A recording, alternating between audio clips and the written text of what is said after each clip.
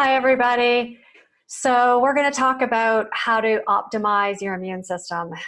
There are many ways that you can actually have the best functioning immune system, and it doesn't mean you will not contract an infection, but it gives your body some potential defenses against an organism or an infection, and that's what we're going to talk about today. So let's head over to our presentation and get started. I'm Dr. Catherine Hansen, board certified OBGYN, and I'm here with the Empowered Women Circle to strengthen your body, elevate your mind, nurture your soul, and optimize your immune system. We are a wellness movement for women.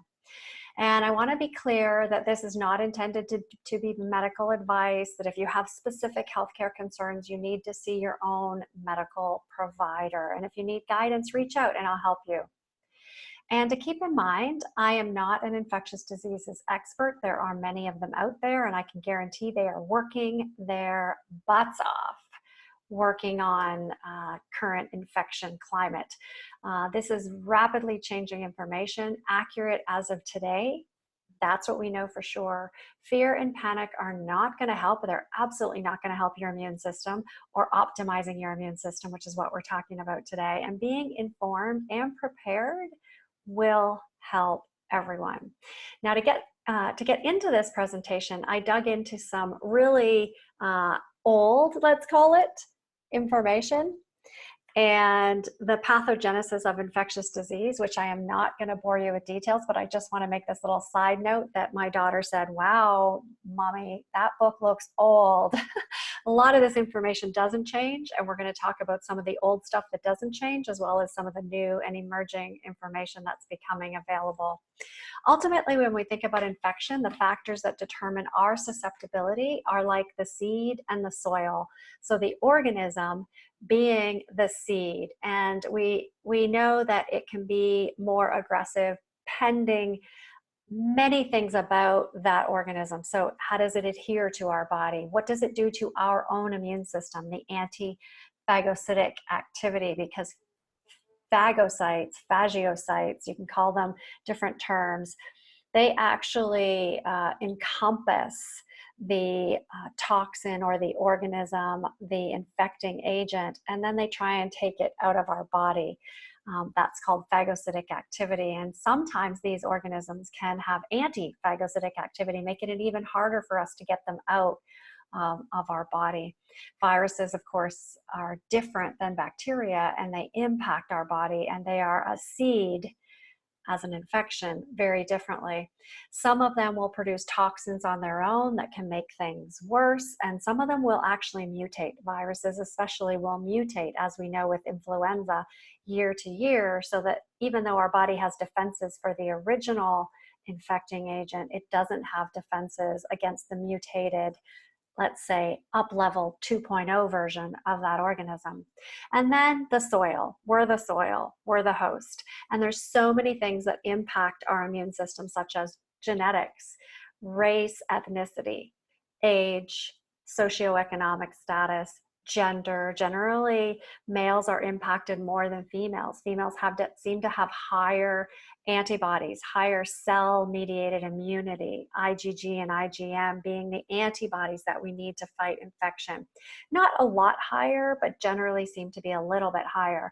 And it's not always obvious with respect to genetics, age, gender, even socioeconomic status. It's not always obvious which is better and which is potentially more impacted by an infection. So for example, some infections will impact the elderly or older populations and very young populations, versus what we're seeing with COVID-19 is that it impacts the vulnerable older population, but it doesn't seem to have an impact on the younger population, maybe based on some receptors they have or don't have in their lung tissue that maybe is protective in some way. We don't know these things for sure, but it's not always obvious who is going to be more impacted by a specific infection. And so that's why we want to be thinking about optimizing our immune system in as many ways as possible. Hormonal factors and stress are also soil or tissue factors that can have an impact on our ability to fight infection. And I show you this picture, which is directly from this old antiquated textbook I pulled off of my dusty shelves, because I found it really relevant for us to be thinking about when we have our receptor organs, you know, what we see and hear and taste and touch and breathe. And that can be threatening to our body. It can create for us a bodily emotion or a stress. What we're thinking, are we panicking? Are we in fear? Are we in, you know, this is never going to get better kind of feeling? And that is creating a mental stress for us. Or are we talking about nutrition? And when we talk about nutrition, which we're coming around to, we often get a lot of our data from starvation information. So in other words, what happens when we don't have the right nutrients in our body? Or is our body already infected and this is a superimposed infection? Or do we already have other comorbidities or things going on with our health that injure our body and therefore give our immune system a bit more difficulty responding? And all of those things impact the brain. That's the limbic system, the hypothalamus, the pituitary, and ultimately out through hormones and neurotransmitters to the adrenal cortex and to various areas. The adrenal medulla is part of the adrenal gland, which sits on top of the kidneys, creates fight or flight, creates a response in our body, and ultimately elevates our cortisol. And the other important thing, of course, that it does is that it impacts our immune system and our body's ability to handle that inflammation and mount an immune response. The other things that are host factors would be underlying conditions like what's our hydration level? That's important. These subtle things are the things that will ultimately give our body the best chance against an infection. Doesn't mean we don't get the infection. There is nothing known currently to be able to stop an infection from coming in our body, but it means that our defenses will be first and foremost on the front line. So hydration is one of those things. Lung conditions, air pollution around us may potentially alter our abilities to respond, our body's ability to respond to an infection or an insult of any kind. Fatigue, too much exercise, although some exercise is really vital for our immune system, too much can be inflammatory and create some trouble responding. Changes in temperature. So are we too hot? Are we too cold? Are we in places that were so cold our body's having to warm itself as opposed to fight an infection? Drugs, alcohol, and smoking give our immune system a real underdog, an inability to respond as well as they possibly could. And nutrition, and that's where we're going to focus today, and we can go back and focus on any of these other things, but today we're focused on what is it about our nutrition that will optimize our body's ability to fight any infection. And the integrity of the skin and mucous membranes, so that's our first line of defense. And we know that vitamin A, B, and C all contribute, as well as the entire orchestra, to our integrity of our skin, to our mucous membranes, our respiratory pathways, and our cells need protein in order to mount an immune response, in order to create the T cells and the B cells and the cell-mediated immunity. And gut health, which is so vital, related to the absorption of the nutrients we need in order to be able to build our immune system factors, and also immune system function itself. Those things are really important. This is an actual picture of food that I have created. When I look at my food after I've created it, I think, do I have all the colors in there? And herbs, adding fresh herbs, adding things from your garden, you know, adding fresh greens or raw foods or anything that's going to contribute to the color and the orchestra of nutrients that your body's taking in is going to be so, so important. So what do we want to eat mostly? We want to eat vegetables and fruits. We want to eat whole grains. We want to eat lean proteins and targeted personalized supplements. So let's come back to some of that. What do we want to avoid? So what things are going to detract from our body's ability to mount an immune response? Sugar is absolutely one of those things. Alcohol, as well as smoking, but taking in alcohol really it goes basically utilizes our liver's ability to detoxify, and if our liver is busy detoxifying other things, it's not going to be able to help us so much in detoxifying a potential infection. And watching animal fats, those are also known to be not as healthy for our body, and ultimately our body uses a lot of extra energy to absorb, to digest, and to detoxify from those nutrients. And watching prepackaged and pre-made foods, again, because there's preservatives in there, there's chemicals in there, there's things that our body will have to work on managing when we really want it to be managing any potential infectious causes. So can I get enough of these things from my food? We know, based on literature, which I'm going to review in a minute, we know we need vitamin A, C, D, zinc, and protein. And also N-acetylcysteine is another one of those key nutrients. Can you get enough in your food? Well, we know that even when people try to eat healthy, we cannot necessarily get everything we need in our food. And there was some animal studies done. Basically, they placed animals on a standard American diet, what we call the SAD diet, standard American diet, which is generally high in fat, high in saturated animal fat, and high in sugar. What did they find? They found impairment of brain function. So neuroplasticity is that ability to learn, that ability to remember. Those things were impaired by being on a diet which is equivalent to our standard American diet, high in fat and sugar. And the thing that's really struck me is that there were short-term effects noted in as little as 5 days. So even before weight changes were taken into effect, the brain function effects were noted. So even when, for example, I go on holidays with my family and I think about, oh, we're only away for a short time, we can just eat out or we can just eat quick foods. Not so much. As little as 5 days is going to impact brain function and all the other physiologic things that your body needs to do, such as what we're talking about today with immune function. So I've been watching the literature like a hawk. This is one of the studies that has been brought to my attention. Vitamin C, D, and zinc playing synergistic roles, meaning that they work together in immune function and in fighting infections. Really helpful. And then N-acetylcysteine is another one. It was another study that showed, again, the requirement of N-acetylcysteine as a precursor to glutathione, which is a vital component of our immune system's ability to fight infection. So if I do need supplements, if I can't entirely get it in my diet, and there are definitely ways to get it in your diet with all those colors of the rainbow, and each of these nutrients can be found in certain and specific foods. And I plan to do another session on that so that we can talk about which foods in order to get which nutrients.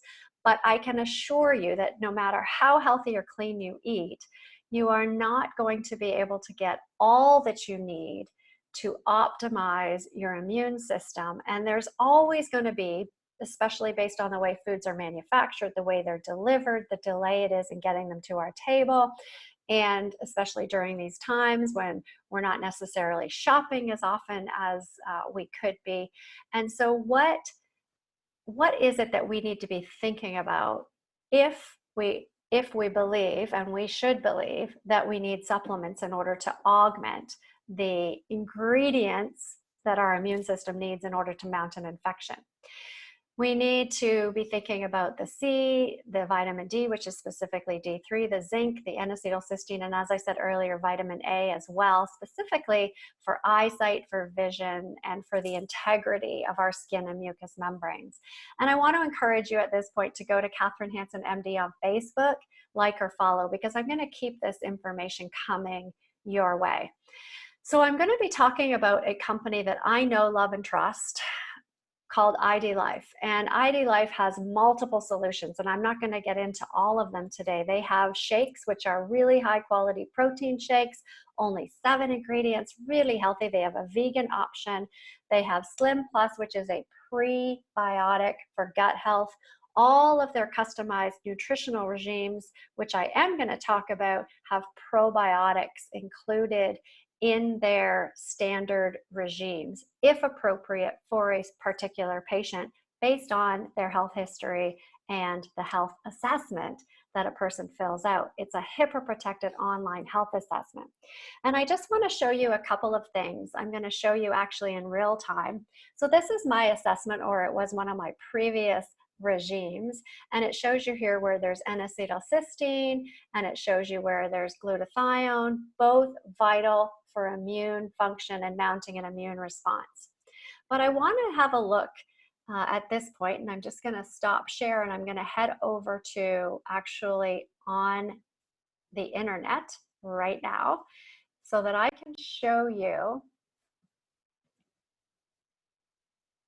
First of all, if you're not part of our Empowered Women Circle and you're watching this, you absolutely need to go to ewcircle.com and become part of our free Empowered Women Circle community.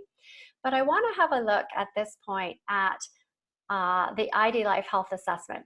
So there is a place for you to do your ID Life Health Assessment, and I will show you at the end where you can go find that. But what I really want to highlight is if you go to View Supplement Facts, and this is my health assessment here. Hopefully it's going to let me into that.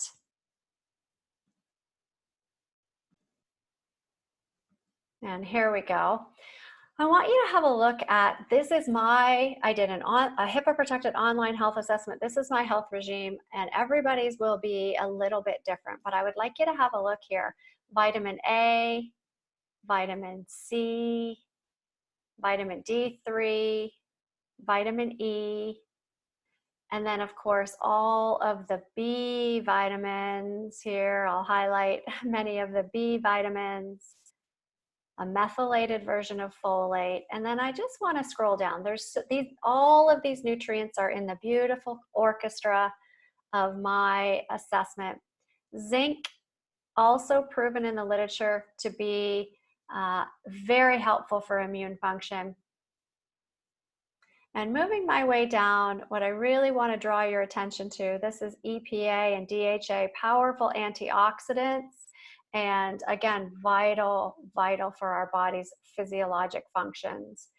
The ID Life has a proprietary blend of probiotics, which is included in anybody it's appropriate for in their customized regime. They have a proprietary blend of powerful antioxidants, which are known to be cancer-fighting and health-promoting antioxidants in general. And the ID Life ones, although not tested specifically, all antioxidants are known to be extremely health-promoting. And the ones that ID Life has are their proprietary blend of green tea, quercetin, curcumin, turmeric, and many others. And then I wanted you to see this N-acetylcysteine, which is also, again, an immune factor precursor and very, very important for our immune function. So there's a huge list here of nutrients which are in most people's customized regime, and that is something that you can go in and do for free to determine what is in your recommendations so that you can not just help your immune system but get your whole body's health optimized. And I wanted to show you this web page. If you go to ewcircle.com, that's all you need to remember, ewcircle.com. At the top, you're going to see an ID Life tab, which is going to take you to a place that you can click and get in to do your free health assessment. But also, as important, you can book a health review so that I can get together with you and review your personalized, customized regime to make sure that it has everything in there that you are looking for. So let's go back to our presentation. And, oh, that's not it. Here we go. Let's go back to our presentation. And I want to make sure that we wrap up by sharing that it's not just your supplements, it's not just your food, your intake of food and water, although both are vitally important. It's also considering your overall wellness. So what is going into your mental, emotional, spiritual, relational, financial wellness? All of these pieces are really important, because what else helps immunity? There's a relaxation response that we know about that will ultimately reduce your sympathetic nervous system, increase your parasympathetic nervous system. And there's been good studies to show that when you get yourself out of fight or flight and into what they call the relaxation response, there's an increase in the neurotransmitters and hormones of your body that are calming and healing. So helping with blood pressure, helping with respiratory function, helping with heart rate, really increases in things like serotonin, things like oxytocin, a reduction in things like adrenaline, epinephrine, norepinephrine. And that relaxation response is something that people can do for as little as 5 minutes, hopefully longer, but every single day as a healing effect and an optimization for your immune system. Social interactions are important, and they're very, very difficult in this time, but they're not impossible. We need to be sitting even virtually or on the phone or with our families, and we need to be laughing and we need to be interacting. Those things, as beautiful and fun as they are psychologically, they're also physically very healing. Sleep hygiene is so vital. We need to be getting good rest. Our body heals most when it's asleep, and we need to be making sure we do that at regular intervals.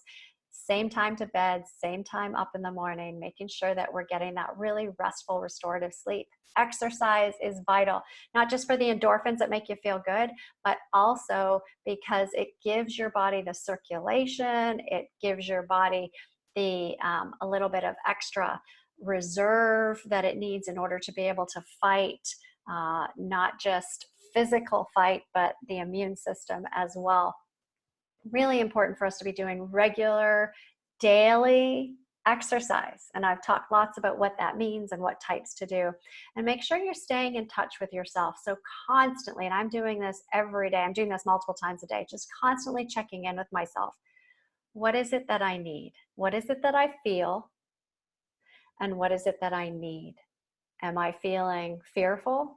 Am I feeling overwhelmed?